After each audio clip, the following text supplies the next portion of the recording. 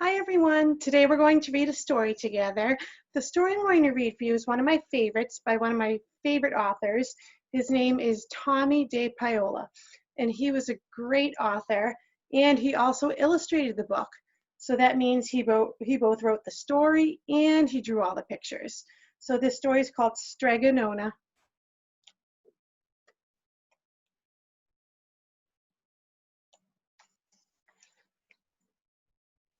In a town in Calabria a long time ago, there lived an old lady everyone called Strega Nona, which meant Grandma Witch. Although all the people in town talked about her in whispers, they all went to see her if they had troubles.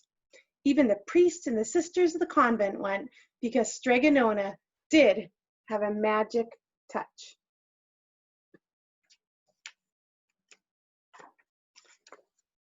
She could cure a headache with oil and water and a hairpin. She made special potions for the girls who wanted husbands, and she was very good at getting rid of warts.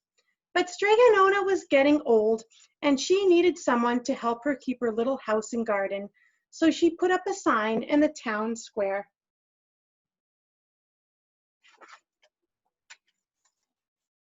And Big Anthony, who didn't pay much attention, went to see her. "Anthony," said Strega Nona, "you must sweep the house and wash the dishes. You must weed the garden and pick the vegetables. You must feed the goat and milk her, and you must fetch the water. For this I will give you 3 coins and a place to sleep and food to eat." "Oh, grazie," said Big Anthony. "The one thing you must never do," said Strega Nona, "is touch the pasta pot. It is very valuable, and I don't let anyone touch it." "Oh, see, yes," said Big Anthony. And so the days went by. Big Anthony did his work, and Strega Nona met with people who came to see her. Big Anthony had a nice bed to sleep in next to the goat shed, and he had food to eat. One evening, when Big Anthony was milking the goat, he heard Strega Nona singing. Peeking in the window, he saw Strega Nona standing over the magic pasta pot.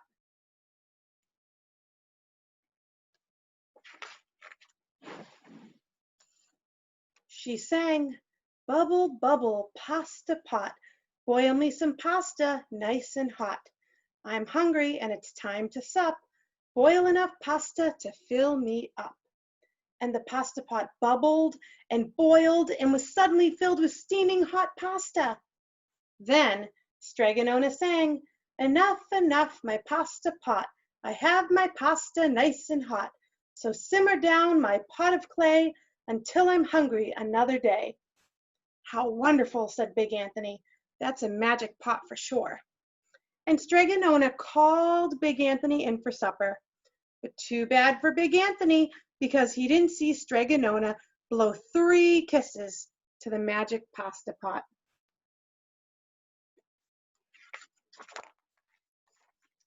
And this is what happened. The next day, when Big Anthony went to the town square to fetch the water, he told everybody about the pasta pot. And naturally, everyone laughed at him because it sounded so silly. A pot that cooked all by itself. "Oh, Big Anthony, you better go confess. That is such a lie." And Big Anthony was angry, and that wasn't a good thing to be. "I'll show them," he said to himself. "Someday I will get the pasta pot and make it cook, and then they'll be sorry." Well, that day came sooner than even Big Anthony would have thought, because 2 days later, Strega Nona said to Big Anthony, "Anthony, I must go over to the mountain to the next town to see my friend, Strega Amelia. Sweep the house and weed the garden. Feed the goat and milk her. And for your lunch, there are some bread and cheese in the cupboard.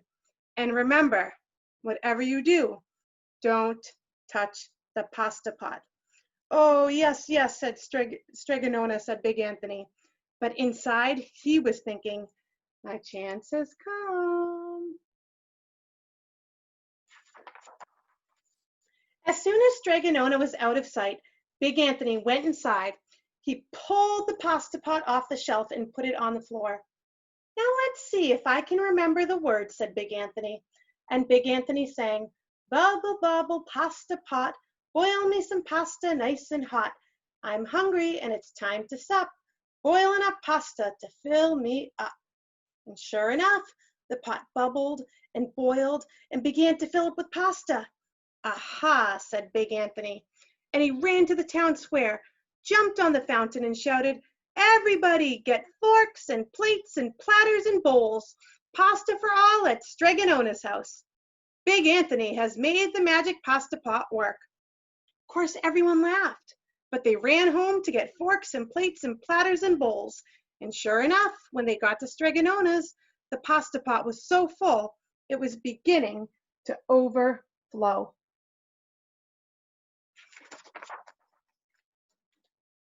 Big Anthony was a hero. He scooped out pasta and filled the plates and platters and bowls. There was more than enough for all the townspeople. And some people came back for 2 or 3 helpings, but the pot was never empty.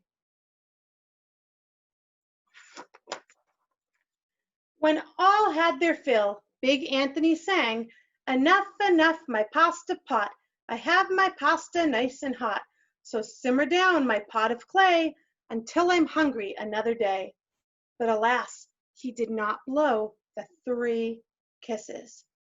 He went outside to the applause of the crowd, and Big Anthony took a bow. He was so busy listening to compliments from everyone that he didn't notice that the pasta pot was still bubbling and boiling until somebody said, Oh, Big Anthony, look! And pasta was pouring out of the pot all over the floor of Strega Nona's house and started coming out the door. Big Anthony rushed in and shouted the magic words, but the pot kept bubbling. He took the pot off the floor, the pasta kept on pouring from it. Big Anthony grabbed a cover and put it on the pot and sat on it, but the pasta raised the cover, and Big Anthony as well, and spilled on the floor of Strega Nona's house.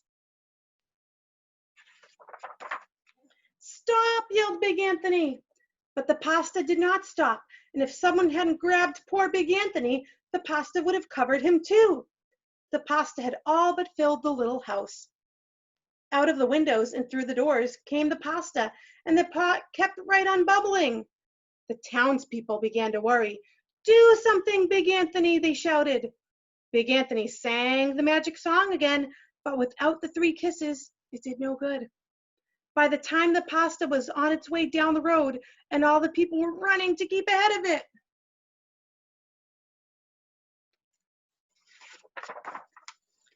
We must protect our town from the pasta, shouted the mayor. Get mattresses, tables, doors, anything to make a barricade. But even that didn't work. The pot kept bubbling and the pasta kept coming.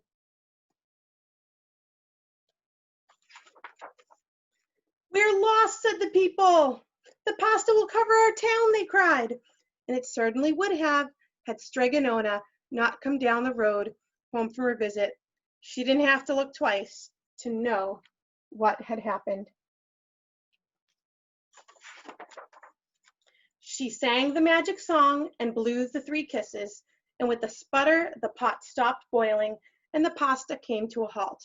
Oh, grazia, thank you, Strega Nona, the people cried. But then they turned on poor Big Anthony. String him up, the men of the town shouted.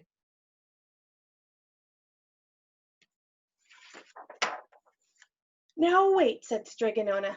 The punishment must fit the crime. And she took a fork from a lady standing nearby and held it out to Big Anthony. All right, Big Anthony, you wanted pasta for my magic pasta pot? Said Strega Nona, and I want to sleep in my little bed tonight, so start eating.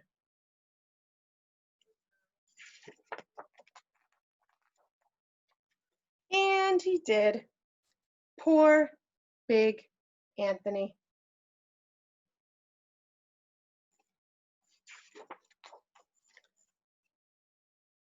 The end. So once again, when we're reading a story, I want you to think about some writing that you can do. Big Anthony did not make some good choices. He was given rules and he didn't follow the rules. He wanted to do what he wanted to do. So I want you to do some writing. I want you to think about what Big Anthony did. Now remember, we've been talking a lot about opinion writing. So your opinion is what you think of something. So I want you to think about, would you have done what Big Anthony did? If you saw something magic like that, like a magic pasta pot, would you have made the same choice? Would you want to impress everybody and show them that it works? And I want to know, so what if somebody did do what Big Anthony did and they caused that big mess around the town? What type of thing do you think Big Anthony should have done to make it better? Strega Nona made him eat all the pasta. Would you have chosen that for him, or would you have chosen something else as a consequence to his actions? So think about, you can either choose to write about if you would have made the same choice as Big Anthony, and if somebody had made that same choice as Big Anthony, what consequence do you think Big Anthony should have had? Okay, so keep writing, keep working on that spacing between words, keep working on punctuation, using capital letters, and handwriting. Handwriting is very important because remember, even if you have great ideas, if it's messy and people can't read it, they won't even know your great ideas. So do a great job writing, and I hope you enjoyed the story today.